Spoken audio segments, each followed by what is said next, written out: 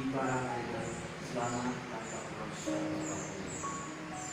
kami hati yang rendah hati kepada Engkau Tuhan. Terima kasih Tuhan. Kami dalam nama Tuhan. Amin. Bersyukur Kau menyertai hidupku selama ini, Bapa. Ku berterima kasih untuk kasih setiamu yang tak pernah berakhir. Aku ada hari ini karena Tuhan baik dan teramat baik bagiku. Semua yang ku alami bersamamu ku lewati, indahnya kasih Tuhan seperti pelangi sehabis hujan.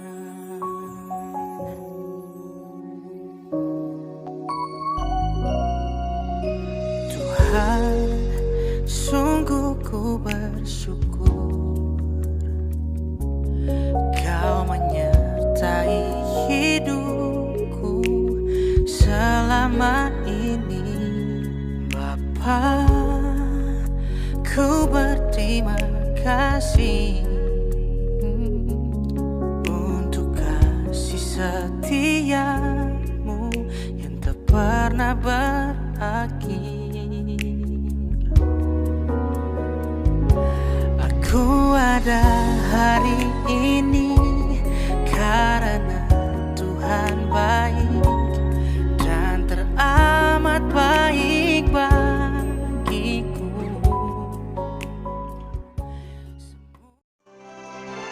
Karena ini bentuk rasa kagum kami, ini bentuk rasa hormat hari ini kepada Tuhan.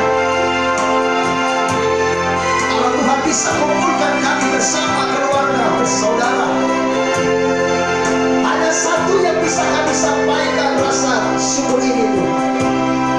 Terima kasih banyak. Kami sembah Kau Bapa, kami muliakan nama-Mu, Raja segala bangsa yang Maha Kuasa. Mulia nama-Mu, dari awal besar dan ajaib, besar dan ajaiblah karya-Mu. Puji Tuhan. Adil dan benarlah jalan-Mu. Sama-sama katakan, ya Tuhan, yang Maha Kuasa. Mulia nama-Mu, layaklah segala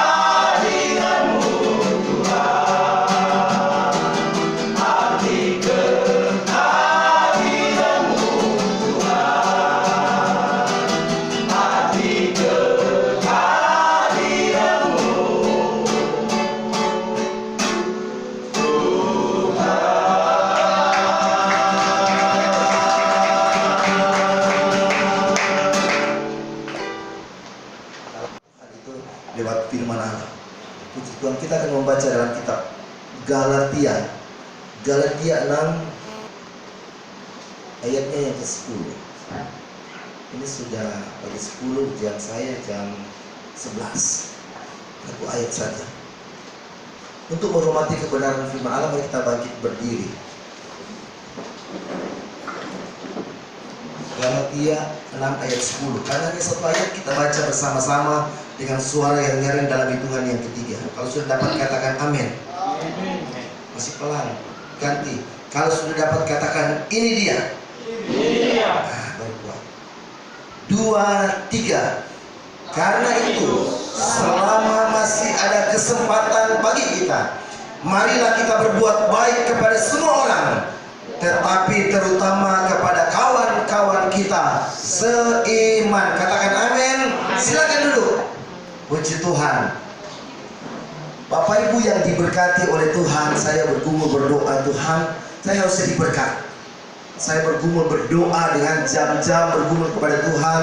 Setiap kami melayani Tuhan, taruh rohmu, apa yang harus diperkatakan, apa yang harus dibicarakan. Dan kita bergumul, dan Tuhan taruh ayat ini.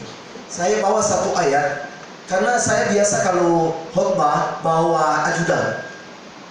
Saya khotbahnya berapi-api, ya namanya juga polisi masih muda. Khotbahnya berapi-api, karena kalau pelan mungkin banyak kita tidur.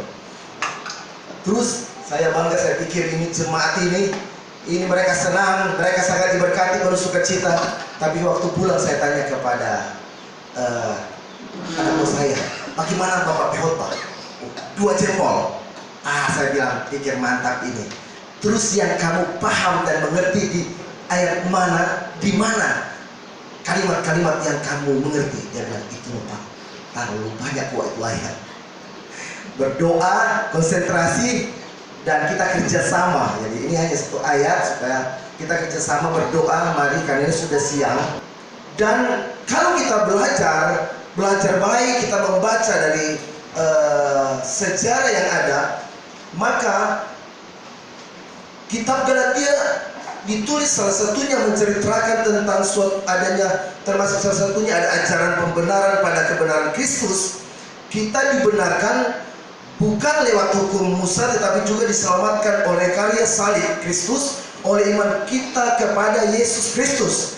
Dan tujuan Rasul Paulus menulis surat ini untuk jemaat yang ada di Galatia, untuk menolong jemaat yang tersesat dengan adanya banyaknya pengajaran palsu yang tersebar dan diajarkan. Nah, kalau kita melihat di sini tujuannya, kadang pengajaran palsu itu bisa bilang beribadah itu bukan soal utama, hidup dalam kedagingan itu hal biasa. Nah, ini dibiasakan, diajari, tidak pada konsep untuk kita menghargai iman percaya kita kepada Tuhan. Maka pada kesempatan ini saya mengangkat dari pembacaan firman Allah ini dengan tema khotbah, hidup ini adalah kesempatan. Amin, saudara. Hidup ini adalah kesempatan.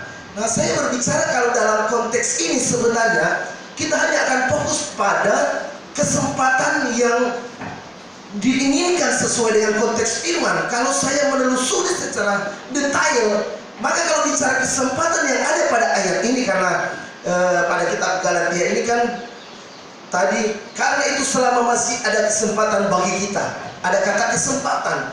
Kalau saya menggali, maka kesempatan yang diharapkan di sini itu bicara tentang waktu Tuhan, waktu yang bicara dalam kata kairos, waktu Tuhan yang terbaik, musim-musim hari-hari kita yang dalam perkenanan, dalam keinginan Tuhan. Kesempatan yang ada bagi kita adalah yang pertama, kesempatan untuk berbuat baik. Katakan amin. Jadi saya merasa sangat luar biasa. Jangan dipikir hanya kecil pemberian dari kunjungan yang ada. Mungkin setelah diberi beras atau ada gula, saya lihat, ya siapa tahu Tuhan izinkan kita tambah dengan yang lain. Dari kades, dari saya, puji Tuhan bagi jemaat. Kesempatan berbuat baik. Saya mau berkata hari-hari ini kebutuhan orang percaya gereja, anak Tuhan mau melihat orang percaya jemaat di tempat ini itu orangnya baik dan bisa berbuat baik. Jangan lihat hari ini. Selagi ada waktu itu kalau dalam catatan secara rohani teologi, bicara waktu itu ada dua. Ada juga yang disebut dengan kronos, ada kairos. Kronos itu adalah waktu manusia, waktu yang dihitung dari detik, menit, jam, hari, bulan, hari, tanggal, bulan, tahun. Dan persoalan waktu manusia dalam kata kronos itu hanya sementara. Hanya sementara, sehingga ada kata kalimat berkata begini, inilah kronologi. Kronologi adalah perjalanan, kronologi si A si B, kronologi perjalanan hidup, kronologi manusia, perjalanan hidup manusia. Manusia siapa? Saya dan saudara. Saya mau berkata ada orang yang bangga bahwa saya tua, masih muda, masih panjang. Siapa bilang? Tuhan bilang hidup kita selangkah dengan maut. Tidak bisa dijamin. Ada yang hidup hanya 1 minggu, ada yang hidup 1 bulan, 1 tahun, 10 tahun. Tidak bisa dijamin sampai umur tua. Tetapi ada batasan. Yang perlu kita ingat, ketika waktu kronos ini selesai diizinkan Tuhan beri, maka masuk pada kairos. Kairos bukan hanya waktu-waktu yang kita sadari, waktu-waktu yang Tuhan beri kita bisa beribadah, bisa memberi, bisa berbuat sesuatu di pekerjaan Tuhan. Tapi kairos itu juga berbicara tentang hidup pada kekekalan. Itulah waktu Tuhan. Waktu Tuhan itu waktu yang kekal selama-lamanya. Tapi persoalan pada waktu kairos ini, waktu kekal ini ada dua. Kekal di surga atau kekal di neraka. Saudara pilih mana? Maka waktu kronos ini akan menentukan akhir hidup. Kita masuk pada kairos Tuhan yang baik, yang mempergunakan waktu-waktu Tuhan, waktu-waktu yang baik, bersekutu, memberikan semua totalitas hidup, menyenangkan hati Tuhan, menghormati Tuhan, bekerja di bidang pelayanan, produktif dengan Tuhan. Ketika Tuhan tertarik, maka dipersiapkan pada waktu kairos, itu waktu Tuhan. Maka hidup ini ada kesempatan, jangan main-main, jangan setengah-setengah, jangan kita adem-adem, jangan kita pada standar roh yang biasa-biasa saja, tapi pada roh yang luar biasa. Artinya kita bisa berbuat lebih dari yang kita pikirkan dan harapkan. Haleluya. Ada teman saya waktu mau cari lulus perwira, karena dia tahu bahwa waktunya mau berjuang itu sangat singkat. Dari di Manado itu, dari ibadah memulai dari jam 4 subuh, jam 6 pagi, jam 9, jam 10, jam 11, jam 4, dia ibadah semua terus. Kan dia tahu menurut dia, kalau dia ibadah itu kata Tuhan tolong. Itu baru dia tahu supaya kalau Tuhan tolong melulus. Tapi kalau Tuhan tahu waktunya sudah singkat, haleluya. Amin saudara. Saya tahu bahwa di sini ada jamuan kasih tuh. Kita tolong melapar dulu, sabar sedikit. Karena kita kan sudah komitmen mau kasih kode. Tapi ini belum ada kode-kode yang membuat saya harus berhenti. Sedikit lagi, boleh? Amin saudara. Sedikit lagi. Yang ketiga, kesempatan apa yang harus perlu kita perhatikan? Yang ketiga, kesempatan untuk menghasilkan buah. Saya kasih banyak, soalnya tadi ada bilang itu masalah buah, buah mangga. Kita belum dapat tawaran dapat mangga, belum. Tapi kesempatan untuk berbuat mangga kadang jarang saya.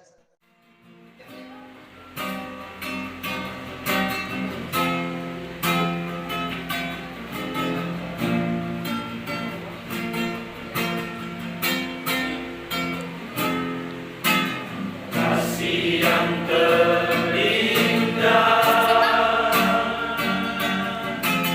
hati yang